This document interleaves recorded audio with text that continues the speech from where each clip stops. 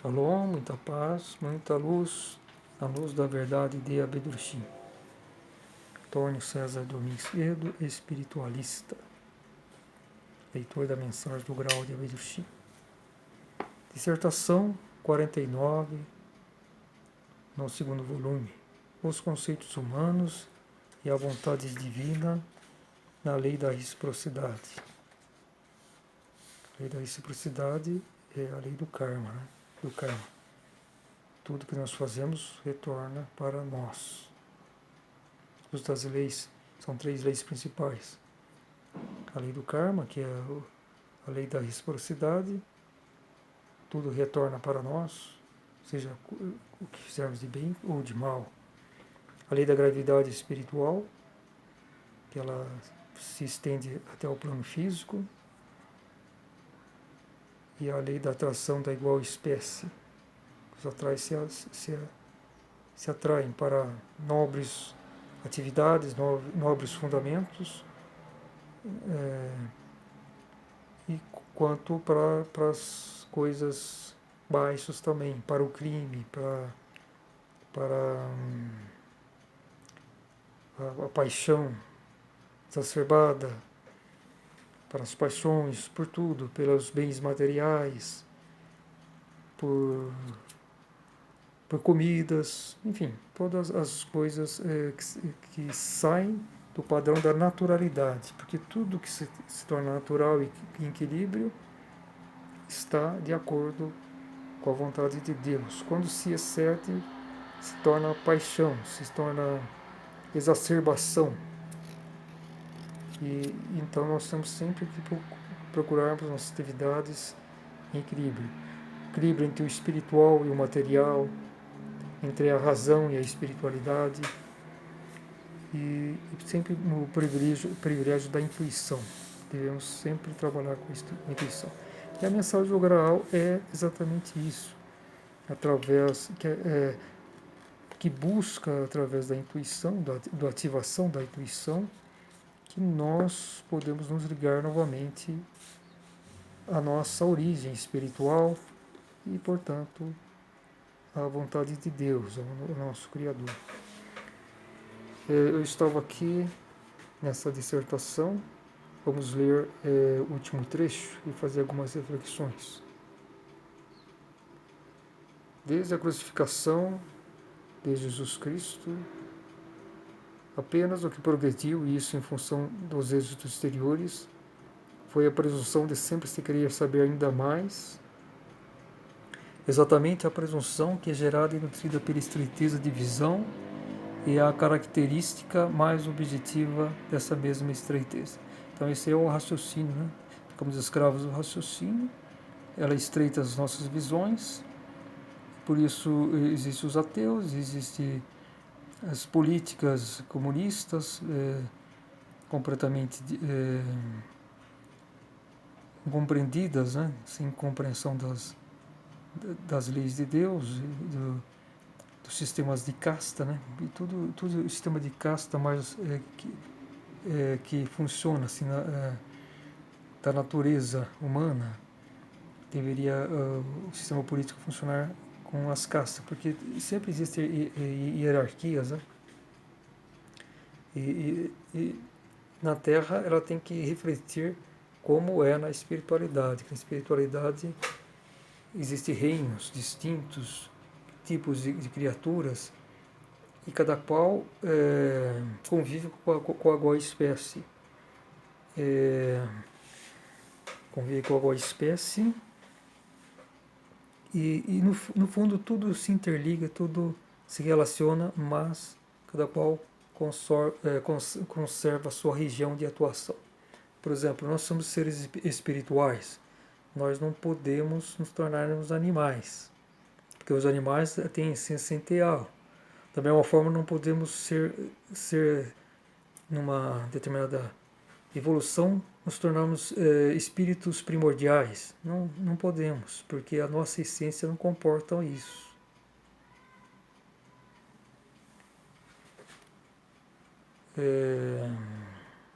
Aliás, sobre essa questão dos seres primordiais, né, o reino espírito primordial, é aquele reino primeiro da criação, né, quando faça-se a luz. Né, quando uma parte uma mínima parte, vamos supor, os refugos, os resquícios que sobraram da construção do reino divino, adentraram ao espaço não iluminado para formar a criação. E nós somos os seres espirituais do reino espiritual. São 7 planos, né, em cada reino. Nós, que somos os espíritos desenvolvidos, surgimos do último degrau. Por isso que nós necessitamos vir aqui aos reinos materiais, para, através das encarnações, vivências, buscarmos a nossa autoconsciência espirituais e podermos retornar ao paraíso, nosso reino eterno. Porque, na verdade, existe quando existe um planeta que é destinado para centelhas espirituais, tem um prazo, por exemplo, na Terra, 3 milhões de anos para esse desenvolvimento. E todos que foram destinados para cá têm que retornar no estado de autoconsciência espiritual. Então, no final, existem só 2 caminhos: ou a perdição ou a iluminação. E na época que começamos aqui a peregrinar aqui na Terra, há 3 milhões de anos, não existia essa possibilidade de perdição. Era contado, era tido como certo que todos iriam obter a autoconsciência e retornar ao paraíso, nossa pátria de origem. Mas devido à atuação de Lúcifer, a atuação errada, surgiu o pecado original. E aí a mulher tem culpa, porque através ela abriu a porta para as trevas. Né? Lúcifer sabia disso.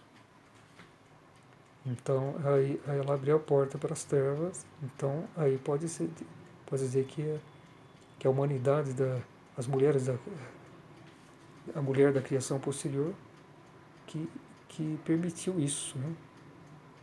Foi por isso que eu falo que 99% de culpa de tudo o mal que existe, toda a perdição, 99,9% é da mulher, devido à vaidade, né? Porque o homem não cairia. Praticamente, o Lúcifer nem tentou, foi direto na mulher. Porque a mulher é mais intuitiva, né? E ela sucumbiu devido à vaidade. E o homem não cairia. O Lúcifer teria que mudar seu comportamento. Ele já teria desistido, né? Mas a mulher caiu. Isso foi num período chamado de ações, desenvolvimento, na Terra, que ocorreu, iniciou-se por volta de 1.200.000 anos. Foi nessa época que Lúcifer foi enviado para a vontade de Deus, para os reinos materiais, né?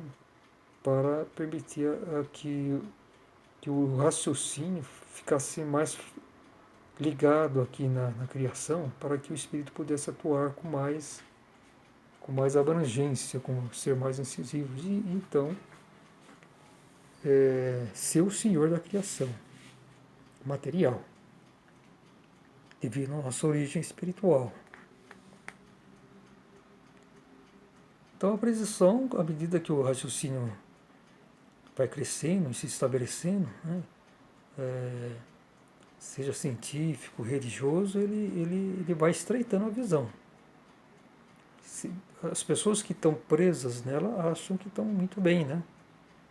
É como que diz, acho que foi Sócrates, né, que disse que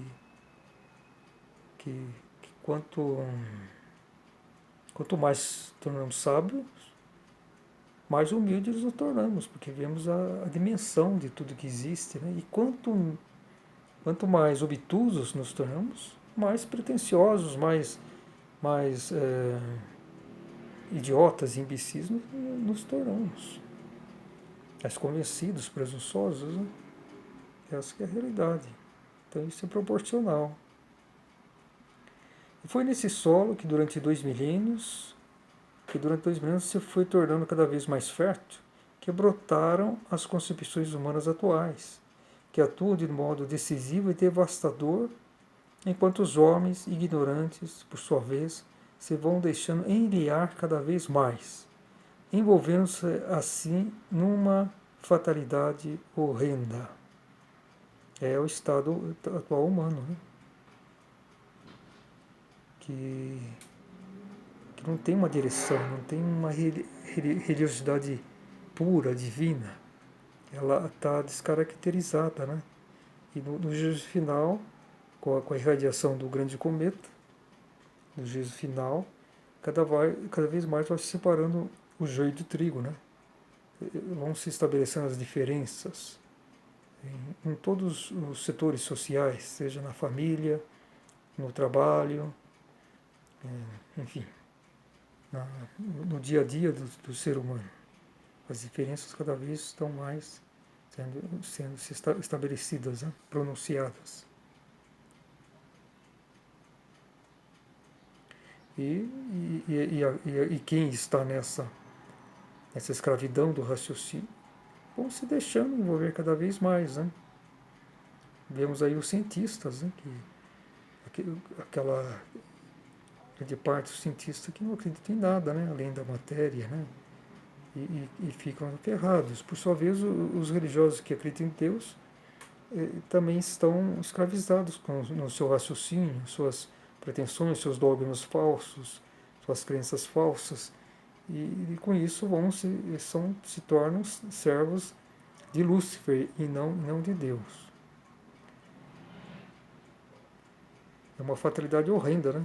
É algo que, que não se tem a dimensão. Quando estamos encarnados, não podemos ter a dimensão da quão terrível é o destino humano. Só quando partimos dessa terra, ou então temos uma visão, né, espiritual, uma evidência da realidade humana. Né? Até agora quase ninguém se dá conta claramente da quantidade de pessoas que, não raro de boa fé, atraem os maus efeitos de uma corrente recíproca por causa de concepções falsas, isto é, por violarem as leis divinas. O número é grande, e muitos se dão ao desplante de se orgulharem disso, até que um dia, tomados de pânico desesperador, terão que enxergar a verdade de modo bem diferente do que suas convicções supunham. Vejamos a crença cega do chamado cristão. Fica batendo naquela tecla, né? Ah, isso, que Jeová, minha Bíblia e não sei o quê, aquelas ladainhas, né? E está fechado no seu mundinho, agora, do raciocínio puro ilusório, né? Ele está acorrentado e está se sentindo confortável, bem, né? Aparentemente, né? Na sua ilusão. Mas chega a hora que ele vai desencarnar. E aí a realidade não tem como se enganar. No mundo do além-matéria é só intuição, a realidade se estabelece. Ele pode ficar iludido também lá no além-matéria, porque o que ele plantou aqui na Terra é o que ele vai colher. E lá ele vai encontrar os de igual espécie, mas agora nas épocas do juízo, se ele não acordar em tempo, ele vai ter a segunda morte eterna, né? Não tem mais escapatória para eles, né? Depois, mas chega sempre um momento que vão acordar, mesmo que seja lá no inferno, né? Porque tudo é mostrado, né? Tudo é gravado, tudo é filmado, vamos dizer assim. Então, aqui na Terra é fácil, né? Qualquer pessoa dizer que eu sou uma ótima pessoa, eu sou uma pessoa bom, eu sou um religioso, tá? Por fora, né? A máscara. Mas e a essência, a realidade geralmente é completamente outra. Quem é aquele que se ilude, né? Se achando isso e aquilo, são esses os que estão mais distantes de Deus, né? E são esses os que vão sofrer as maiores consequências. E e possivelmente estarão perdidos para sempre, porque possibilidades de reencarnação, assim, desse mesmo estado já acabaram, né? Lógico que ainda há muitos, mesmo que ainda não sejam merecedores de viver na Terra restaurada, ainda poderão, caso aflore uma intuição, peça, implore pela misericórdia de Deus, muitos ainda poderão ser direcionados a outros planetas de igual amadurecimento que a Terra, outros planetas, assim, galáxia, seja na nossa galáxia, ou outras galáxias, ou até outros universos, né? Porque existem 7 universos, mas pode ser atraídos para um planeta de igual amadurecimento que a Terra. Por exemplo, nós aqui que encarnamos aqui na Terra, desenvolvidos há tanto tempo, nós não podemos encarnar, por exemplo, no planeta Vênus. O planeta Vênus é um planeta que existe habitantes humanos, mas estão no início de desenvolvimento. Possivelmente ele está naquele primeiro estágio que a autora Roseli von Sass citou no livro Os Primeiros Seres Humanos, editado pela Ordem do Grau na Terra, www.graal.org.br, Os Primeiros Seres Humanos de Roseli von Sass. Então, aquele período de nascimento. Então, o planeta Vênus deve estar nesse estágio, que são os primeiros 600 anos, 1000 anos, né? São 5 estágios, né, dos espíritos humanos, que só estão encarnados em um determinado planeta, né? Aquele período de primeiro de nascimento, segundo crescimento, terceiro amadurecimento, 4 das ações, que é o desenvolvimento, e 5 a colheita. A colheita é aquele último estágio de iluminação espiritual. Aqueles últimos que ainda habitam o planeta já deveriam estar naquele estado de autoconsciência espiritual e nenhuma semente se perder, né? Esse era o planejamento original, que vai retornar, porque as trevas são passageiras, elas não podem existir. Isso aconteceu devido a Lúcifer, a atuação de Lúcifer. Então, até agora quase ninguém se dá conta claramente da quantidade de pessoas que, não raro de boa fé, atraem os maus efeitos de uma corrente recíproca, por causa de concepções falsas, isto é, por violarem as leis divinas. Toda crença falsa, vivência, ela viola. É o que nós temos especialmente na igreja, na religião dita cristã. Através da presunção, da irreflexão, né? Da desnaturalização das pessoas, no sentido quanto à sua essência espiritual, né? O número é grande e muitos se dão ao desplante de se orgulharem disso, até que um dia, tomados de pânico desesperador, terão que enxergar a verdade de modo bem diferente do que suas convicções supõem. Ou seja, um dia essas pessoas condenadas vão acordar, mas acordar da realidade, né? Do que plantaram para si. Mas isso aí vão ter que olhar a realidade, porque aqui não adianta. Aqui na matéria vão continuar com a presunção, aquela teimosia, aquele orgulho, né? Vazios, né? Completamente vazios. Mas quem está nessa ilusão, nesse labirinto, encontra saídas, se pensam que estão sendo corretas, servos de Deus, etc., né?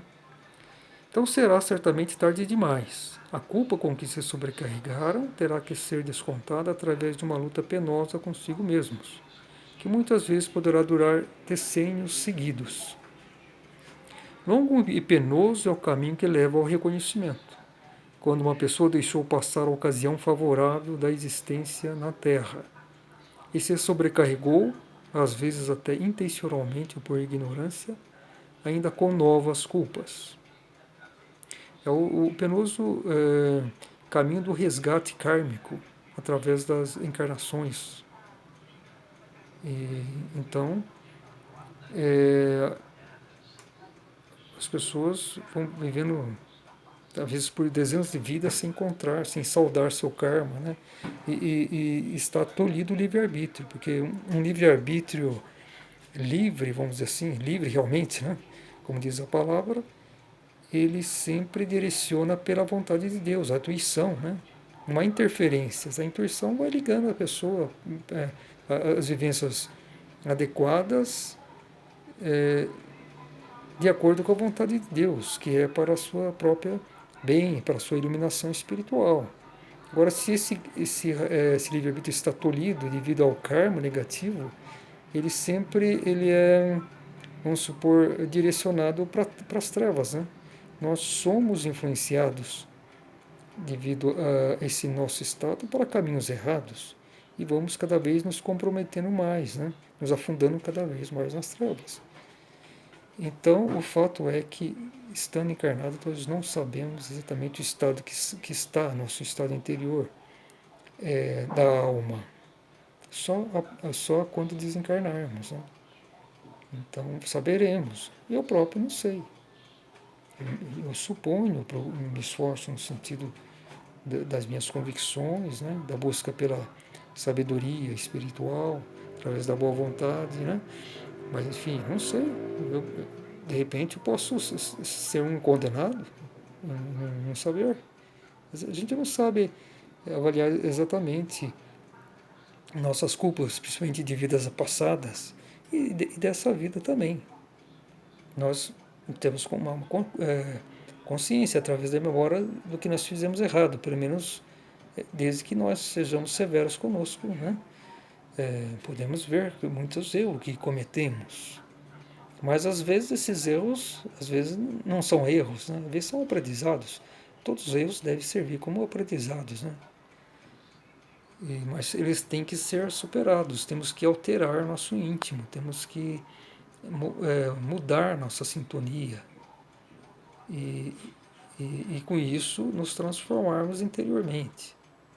E aí já estamos num outro campo vibracional, nossa alma, nosso corpo anímico, nossos espíritos estão em outro campo favorecedor. E isso nos alicerça, nos ancora na luz da verdade, né? Isso não impede a nossa queda. Então é isso que é o nosso objetivo, né? Desculpas aí nunca tem importância porque cada qual pode saber bastando apenas que o queira.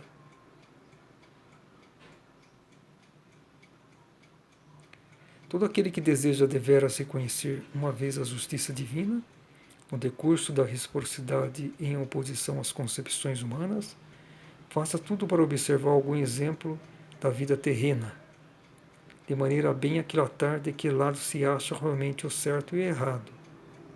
Muitas ocasiões se lhe apresentarão diariamente. Então, todo aquele, né, que procura, através da humildade, da boa vontade, nós estamos, através do coração, ligados à intuição. Nós temos como perceber o que está certo e está errado. Agora, aquele que está envolvido em trevas, ele sempre vai ver as razões dele, né? Um assassino, acho que ele tem razão de matar o outro. Um tirano político, acho que tem razão de subjugar o seu povo. E não há quem o convença do contrário. Ele vai se alimentando daquela própria aura, daquele próprio envoltório anímico que está envolvendo ele. Outros espíritos que está influenciando, ele vai se ligando, porque nunca estamos sozinhos. Assim, em breve se desenvolverá a sua faculdade de intuição com nova pujança e vitalidade, acabando por lançar fora todos os preconceitos aprendidos de concepções imperfeitas. Disso advirá uma intuição de justiça, podendo então confiar em si mesmo, porque, ao reconhecer todos os efeitos recíprocos, ele aceita a vontade de Deus, nela se encontra e atua. Então isso, se acontece, a intuição é despertada com verdadeira humildade, né? Com aquela justiça, né, que se faz através da intuição. Não com essa visão que tem dessas religiões, né? E principalmente a dita religião cristã, né? Que onde a presunção, o egoísmo dominou completamente, né? São poucos que ainda possuem humildade. E mesmo esses que têm humildade ainda estão nos seus conceitos de crença cega, né? Não se libertaram disso. São as guerras das trevas, né?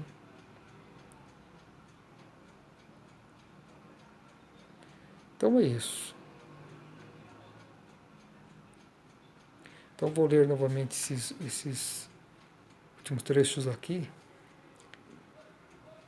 para encerrar esse vídeo. Longo e penoso é o caminho que leva ao reconhecimento. Quando uma pessoa deixou passar a ocasião favorável da existência na Terra e se sobrecarregou, às vezes intencionalmente ou por ignorância, ainda com novas culpas. Desculpas aí nunca têm importância, porque cada qual pode saber, bastando apenas que o queira. Todo aquele que deseja deveras reconhecer uma vez a justiça divina, no decurso da reciprocidade em oposição às concepções humanas, faça tudo para observar algum exemplo da vida terrena, de maneira a bem aquilatar de que lado se acha realmente o certo e o errado. Muitas ocasiões se lhe apresentarão diariamente. Então, a nossa vida terrena é o local, né? A nossa oficina, né? de vivências para nós espíritos, a fim de buscarmos a iluminação espiritual. Esse é o objetivo principal, o objetivo final nosso, é a autoconsciência espiritual. Assim, em breve se desenvolverá a sua faculdade de intuição, com nova pujança e vitalidade, acabando por lançar fora todos os preconceitos aprendidos de concepções imperfeitas. Isso advirá uma intuição de justiça, podendo então confiar em si mesmo, porque, ao reconhecer todos os efeitos recíprocos, ele aceita a vontade de Deus, nela se encontra e atua. Então, pois é, vivemos em um estado como se fosse um estado de guerra, né? Como se fosse uma devastação, onde há uma luta entre a luz e as trevas, onde há os bons e os maus. E disso tudo temos que nos fortalecer na luz da verdade para seguirmos em frente. Porque os perigos são muitos. É orar, velar e orar. Orar. Porque essa é uma situação crítica para todos.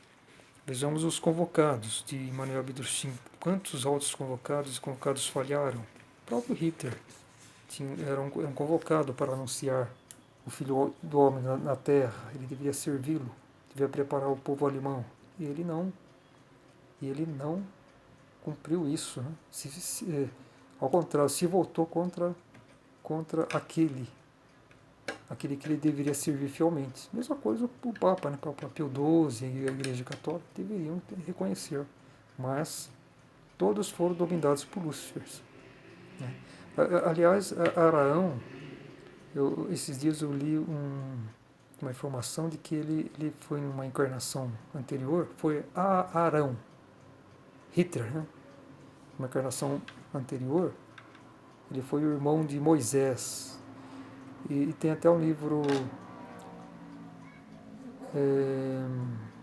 Aspectos do Antigo Egito, editado pela Ordem do Grau na Terra, que fala sobre Moisés, e também o livro A Vida de Abdurrahim, sobre Moisés, Araão, né? E tem um livro de bolso que tem um capítulo sobre a vida de Moisés, que também fala sobre essa história, né? Araão, ele deu muito trabalho para Moisés. Quando Moisés estava lá no Monte do Sinai, em pureza, orando e acolhendo os 10 mandamentos de Deus, ele ficou, sei lá, vamos supor que seja uns 10 dias. Quando ele retornou, ele não acreditava no que ele via, né? Que o povo hebreu estava dançando em volta do bezerro de ouro. E o que aconteceu? Aconteceu que ele ficou em fúria, né? Decepcionado em fúria, e quebrou os 10 mandamentos. Mas foi justamente Araão que incitou o seu povo a, a adorar o bezerro de ouro. Ele até pretendia fazer da sua tribo, de hebreus, né? Porque eu achou que de repente Moisés tinha morrido, não ia voltar mais, né? Um bando de salteadores do deserto.